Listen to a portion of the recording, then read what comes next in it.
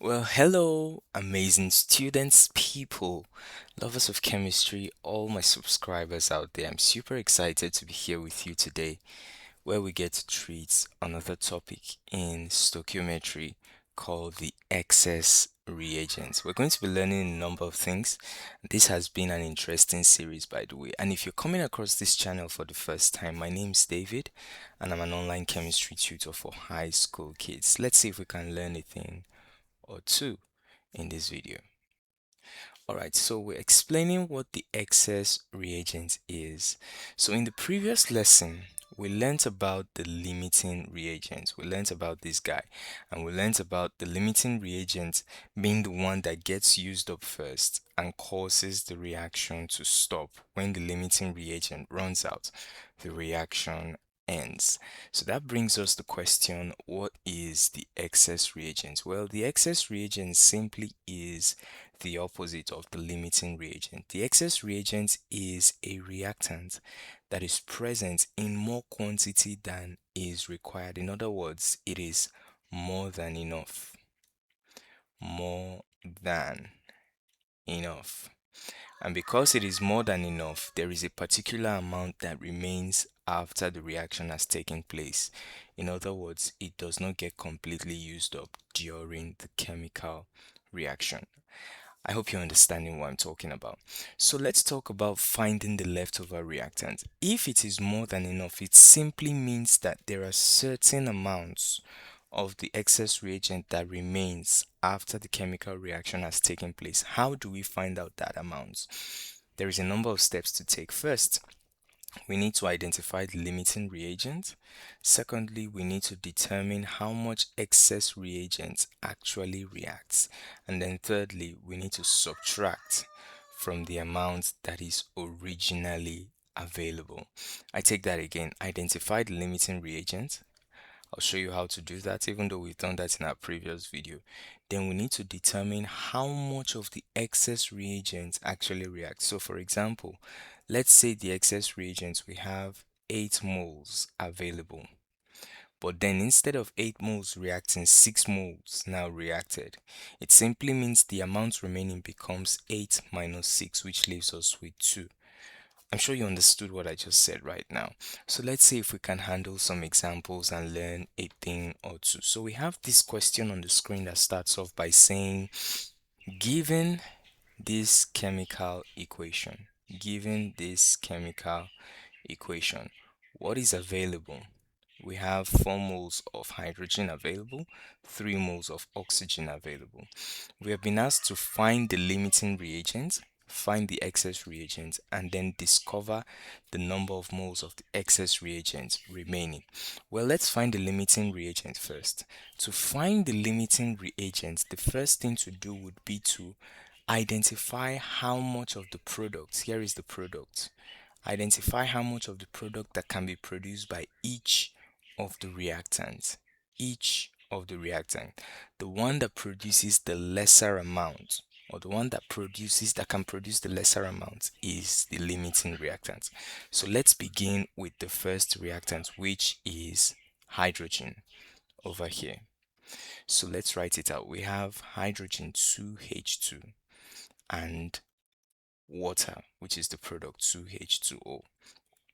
The mole ratio that exists between the two of them is 2 to the ratio of 2, because you can see the coefficients 2 and 2.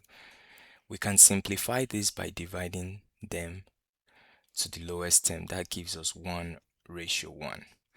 The meaning of that is 1 mole of hydrogen produces 1 mole of water H2O.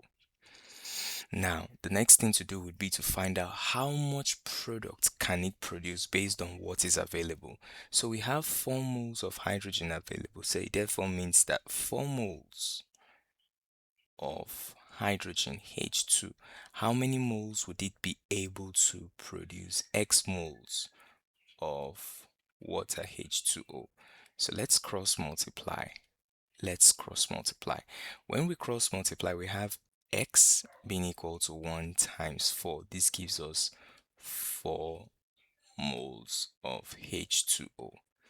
What that simply means is that these 4 moles of hydrogen that are available, it can produce 4 moles of water. So let's write out the first one. For hydrogen H2, it can produce 4 moles. Let's just keep that aside. I trust you're seeing how this is being carried out. Now let's do the same thing for the other reactant, which is oxygen. Let's find out how much product it can produce. Now oxygen, O2, and on the other side we have water, 2H2O. The mole ratio becomes 1 to 2. The meaning of that is 1 mole of oxygen, O2, produces 1 or 2 moles of water, H2O. So at this point, we want to find out how many moles 3 can produce, because that's what we have available. So 3 moles of oxygen, O2, how many would it be able to produce? That's X moles of H2O. So at this point, we cross multiply, and when we do, we end up having X being equal to 3 times 2. This gives us 6 moles of H2O. That's 6 moles of water. So the second one tells us that we can produce 6 moles of water from oxygen. So oxygen produces 6 moles. Now the next question to ask would be, between the two values, which one is the lowest? Between 6 and 4. Well, of course, 4 happens to be the lowest. So 4 would be the limiting reactant, and 4 goes to hydrogen. So the limiting reactant for the first question is hydrogen. We've answered that. The limiting reactant is hydrogen. It therefore automatically means that the excess reactant or the excess reagent is oxygen. Now the next question says how many moles, the number of moles of the excess reagent that is remaining. How many moles of excess reagent do we have remaining? Well, that's easy to answer as well. To find out the number of moles of excess reagents that are remaining, you need to find out how much reacts and then subtract it from what's available. So let's find out how much reacts. Now we know that the excess reagent is oxygen. So let's find out how much reacts. From the chemical equation, we know that oxygen stands as O2, okay? And the other reactant stands as 2H2. The mole ratio that exists between them would be 1 to 2. That's the mole ratio. That simply means 1 mole of oxygen, O2, reacts with 2 moles of hydrogen, H2. The next thing to do would be to find out how many moles actually react. The number of moles that reacts, let's find out now. So 3 moles of oxygen is what we have available, but we want to find out how many moles actually react. So X moles of oxygen, since we want to find out how many moles of oxygen react, would now react with 4 moles of hydrogen, H2. So at this point, we cross multiply. That therefore becomes x times 2 is equal to 4 times 1. So 2x is equal to 4.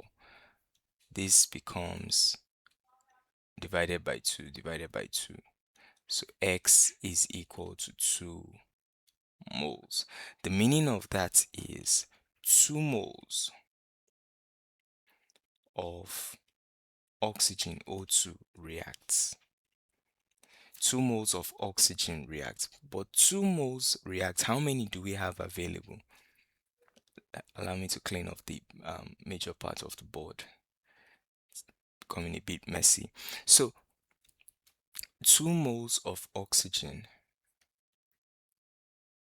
2 moles of oxygen react. But how many do we have available? We have 3 moles available. So the number of moles remaining would simply be 3 minus 2 moles. That gives us 1 mole.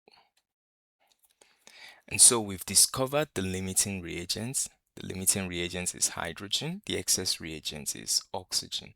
The number of moles of the excess reagent remaining is 1 mole of oxygen remaining. I'm sure you saw how this was carried out. Now let's proceed to another question and see if we can answer yet another one. So the second example on the screen says, given this chemical equation, okay, we have a chemical equation on the screen. Here it is. The available is 2 moles of nitrogen and 9 moles of hydrogen. Identify the limiting reactant and find the amount of the excess reactant that's remaining. Well, let's identify the limiting reactant. Let's find out how much product each reactant can produce. The first reactant is nitrogen, so we have N2, and we're relating it to the product, which is ammonia, 2NH3. The mole ratio that exists is 1 to 2. It simply means 1 mole of nitrogen N2 produces 2 moles of ammonia NH3.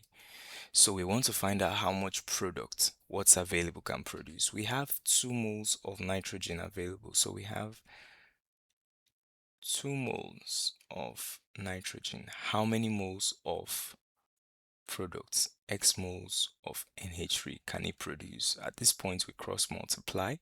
So this becomes X is equal to 2 multiplied by 2. This gives us 4 moles of NH3.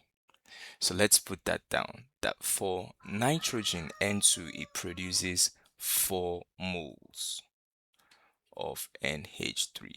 So how about the next reactant? How much product can it produce? The next reactant, how much product can it produce? Let's find out. The next product is hydrogen, okay? So we have 3H2, and the reactant that it's producing, or the product that it's giving off, is still ammonia. So the mole ratio becomes 3 to 2. Here are the coefficients 3 and 2. That's why we have the mole ratio 3 to 2. It simply means that 3 moles of hydrogen produces 2 moles of ammonia NH3. So therefore, how many moles can be produced by what's available? We have 9 moles. So therefore, 9 moles of hydrogen produces X moles of NH3 ammonia. So we cross multiply, and when we do, we end up having 3 times X being equal to 9 times 2. So we have 3X being equal to 18. Let's divide both sides by 3. We have divided by 3. This cancels this, and we have 18 divided by 3, which gives us 6 moles. So I'm sure you can see that 6 moles of ammonia. So let's put that out. Hydrogen, on the other hand, produces 6 moles, or can produce 6 moles of NH3. So now the question becomes, which one is the lower number? Which one has the lower value? Well, the lower value is 4, and that goes to nitrogen. It simply means that the limiting reactant, let's identify that, is nitrogen N2. Therefore, the excess reactant will now become the other one, which is hydrogen H2. But the next question says, find the amount of the excess reactant remaining. Well, to find the amount of the excess reactant remaining, we need to find out how much of the excess reactant actually reacts. So let's do that. The two reactants are nitrogen N2 and hydrogen H2. The coefficients are 3 and 1. So the mole ratio becomes 1 ratio 3. It simply means 1 mole of nitrogen reacts with 3 moles of hydrogen H2. And so the question says, find the amount of excess reactant that is remaining. The amount of excess reactant that is remaining. We know that the excess reactant is hydrogen. So let's find out how much of hydrogen actually reacts. So we're writing 2 moles of nitrogen, which is the limiting reactant. How much of hydrogen can it react with? X moles of hydrogen, H2. So we cross multiply. And when we do, we have X being equal to 3 times 2, which gives us 6 moles of hydrogen.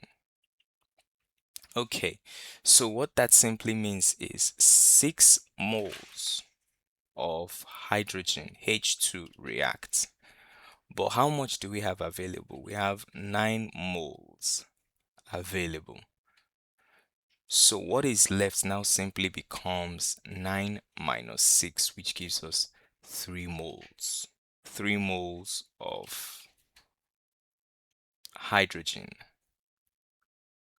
available or left. I'm sure you saw how that was done. Pretty easy, simple, and straight to the point. Let's take yet another example. We have some examples on the screen. We have 2 more examples. So example number 3. Example number 3 starts off by saying, given this chemical equation. So what's available? We have this and we also have this. We're asked to identify the limiting reactants and find the mass, not the number of moles this time, the mass of excess reactant that is left after the reaction. So let's do as we always do. The first thing to do would be to convert these guys from grams into number of moles. So let's convert into number of moles. For magnesium, magnesium has an atomic mass of 24. And we know the number of moles N is equal to the mass of a substance divided by the molar mass. The mass of magnesium available is 24, as you can see. Oh, I beg your pardon, not 24, 48. That's the atomic mass of magnesium. You can see over here 48. The mass of magnesium available is 48, not 24, divided by its molecular mass. That is now 24. That gives us 2 moles of magnesium available. The other one, which happens to be oxygen, the number of moles is equal to 64, which is the mass available, divided by its molecular mass. What's the molecular mass of oxygen? O2. Oxygen has the atomic mass of 16. That becomes 16 times 2, which gives us 32. So we have 64 divided by 32, which gives us 2 moles. So for the 2 reactants, what we have available is 2 moles for each. 2 moles for each reactant. So now that we've found out the number of moles that are available, we can go ahead and identify the limiting reactant. How do we identify the limiting reactant? We simply find out how much product each reactant can produce. Each reactant can produce. Let's go ahead and do that. So let's begin with the first reactant, which is magnesium. We have 2 Mg. We want to find out how much product it can produce, and the product is magnesium oxide, 2 MgO. The mole ratio becomes 2:2. Let's simplify this. It becomes 1:1. The meaning of that is 1 mole of magnesium produces 1 mole of magnesium oxide. Now we want to find out how much what's available can produce. Remember, we converted this to become 2 moles, right? So therefore it means 2 moles of magnesium. How much would it be able to produce? That will become X moles of magnesium oxide. So we cross multiply, and when we do, it becomes X being equal to 2 times 1, which gives us 2 moles of magnesium oxide, MgO. So therefore, let's write that out, that magnesium produces 2 moles of magnesium oxide, MgO. So now that we've written that, let's find out how much product the other reactants can produce. How much product the other reactants can produce. The other reactant is oxygen. Okay, Let's write that out. O2 and 2MgO. So the mole ratio becomes 1 to 2. The meaning of that is 1 mole of oxygen, O2, produces 2 moles of MgO, magnesium oxide. What's available is 2 moles of oxygen, O2. Remember, we converted this to be 2 moles. So how much product will it produce? That becomes X moles of magnesium oxide, MgO. So we cross multiply at this point. And when we do, it gives us X is equal to 2 times 2. That gives us 4 moles of magnesium oxide. So let's go ahead and write that down. That oxygen produces or can produce 4 moles of magnesium oxide. Now the next question would be, which one happens to be the lowest among the two values? Well, the two values are 2 and 4. The lowest among them is 2, and that belongs to magnesium. So magnesium is the limiting reactant. The excess reactant automatically becomes oxygen, O2. Now the question said, find the mass of the excess reactant left after the reaction. Well, let's find out the number of moles left and then we convert it into mass. So we have the two reactants, which are magnesium 2Mg and oxygen O2. The mole ratios become 2 to 1. So it means 2 moles of magnesium react with 1 mole of oxygen O2. Question would now be, how many moles of oxygen, which is the excess reactant, reacts? Now we know that 2 moles of magnesium are available because we converted this guy into number of moles, which are 2. So how many moles of oxygen will react with it? That's X moles of O2. If we cross multiply, we have 2 times X being equal to 1 times 2. So we have 2X being equal to 2. X is equal to 2 over 2, which gives us 1 mole. So what actually reacts is 1 mole, 1 mole, 1 mole, 1 mole. So let's put that out. Let's put that out. 1 mole of oxygen, O2, reacts. What do we have available? We have 2 moles available. We have 2 moles available. So it therefore means what's left becomes 2 minus 1, which gives us 1 mole left. The question says, find the mass. So let's convert this 1 mole into mass. Mass is equal to the number of moles times the molecular mass. Okay, the number of moles is 1. The molecular mass of oxygen, we've calculated it to be 32. This is 16 times 2. Okay, so this becomes 32 grams of oxygen left. So the mass of the excess reactant left after the reaction is 32 grams. So the limiting reactant is magnesium. The excess reactant is oxygen. The amount left after the reaction is 32 grams. Pretty easy, simple, and straight to the point. If you're getting value for this lesson, go ahead, like that video, subscribe to this channel, and turn on the notification bell icon so when more videos like this drop, you'd be the first to know. Now we have this next equation on the screen right now that starts off by saying, this is the equation.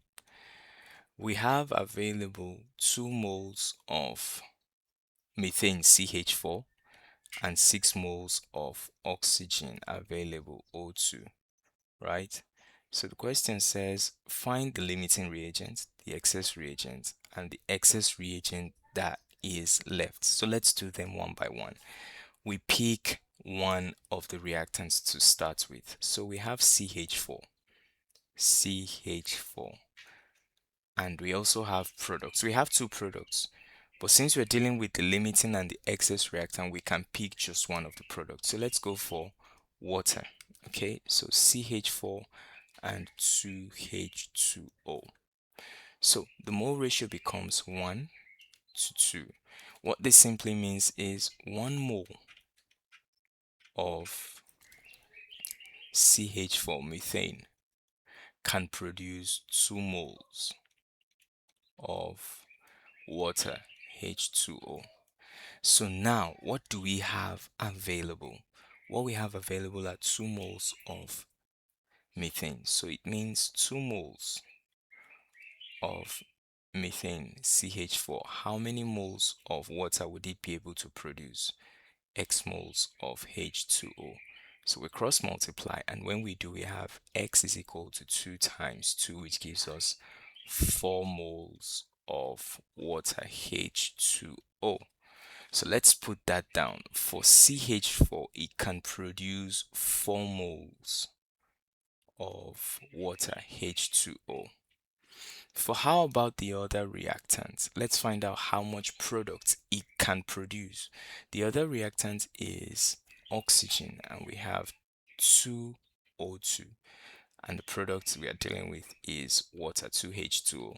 The mole ratio is 2 ratio 2. We can simplify this to become 1 ratio 1. The meaning of that is 1 mole of oxygen O2 reacts to produce 1 mole of water H2O. So now we want to find out how much product these 6 moles available can produce. So 6 moles of oxygen, how much product can we have from it? That becomes X moles of H2O. So at this point, we cross multiply, and when we do, we have X is equal to 6 times 1, which gives us 6 moles of H2O. So what that simply means is that oxygen O2 can produce 6 moles of water. Now the question becomes, between the two values, which one is smaller? Well, between the two values, we have 4 and 6. 4 is smaller than 6, so therefore the limiting reactant becomes the one that has the lesser value, and that becomes methane. So the first question, the limiting reagent is methane CH4. Automatically, it means the other one, which is oxygen, becomes the excess reactants. Now we've identified the limiting reactants, we've identified the excess reactants. Let's go ahead and answer the next question, the excess reagents remaining. The next thing to do would be to find the amount of the excess reagents that is remaining. What is the amount of the excess reagents remaining? To find that out, we simply need to find out how much of the excess reagent actually reacts. So from the two reactants, we have CH4 and we have oxygen 2O2. The mole ratio becomes 1 to 2. That means 1 mole of methane CH4 reacts with 2 moles of oxygen.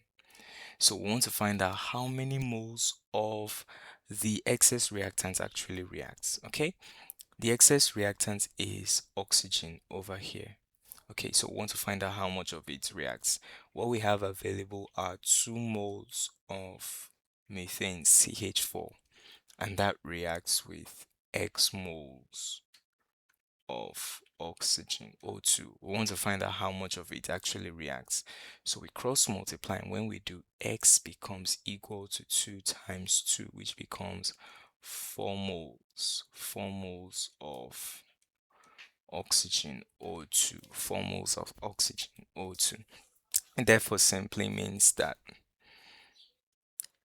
4 moles of oxygen react. But what do we have available? 6 moles of oxygen are available. The question now becomes, what is left? What's left? So what's left simply becomes 6 moles minus 4 moles, which becomes 2 moles available. I'm sure you saw how that was done. Pretty easy, pretty simple, and straight to the point. We've answered a truckload of questions. So here's a summary of all we've been saying since the commencement of today's video. An excess reagent is present in more quantity than it is required. The excess reagent remains after the reaction stops. The limiting reagent gets used up first. To find out the leftover excess reagent, you simply need to find the limiting reagent, then use that information to determine how much of the excess reagent reacts, and then subtract from the amount that is available. Now, that being said, here are some practice questions for you to try out your hands on until my next video comes your way. Here they are. Go ahead and try them out. Practice questions. Feel free to pause the video and write them down.